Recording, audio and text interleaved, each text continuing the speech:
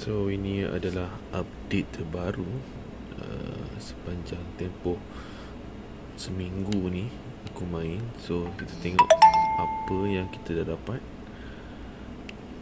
from Digivolution. Dah hampir settle dah pun sebenarnya. Digivolution, Digi8 Fire, apa tak, ada banyak lagi lah Digi8 yang aku dah dapat. Basically semua dah unlock dah. Dia akan jadi Free Dramon, Light Dramon, Magnamon. XVmon ni adalah traditional punya evolution lah. Dramon, Imperial Dramon, Dragon Mode. Okay, then lepas tu dah dapat dah Fighter Form.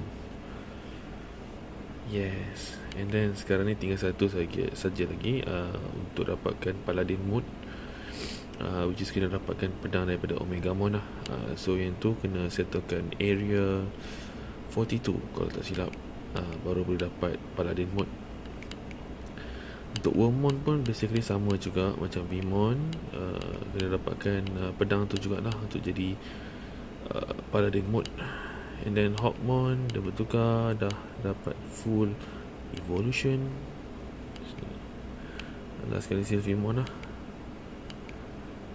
Gatomon dia dah dapat final evolution juga. Holy Dramon, Armadillomon dah dapat juga. Ankylomon, Shakomon.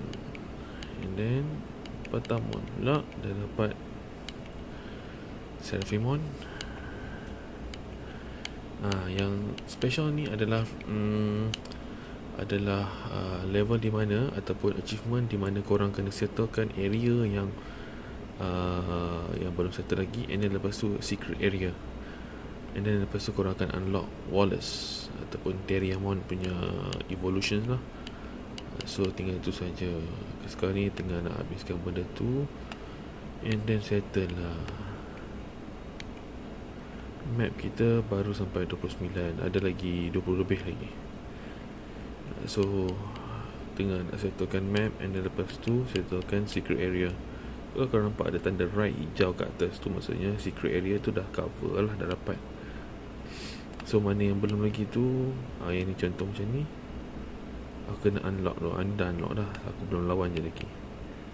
Contoh area 26, boss dah lawan, tapi secret area masih belum unlock lagi. So kena carilah. Okay, itu saja untuk update. Thank you, bye.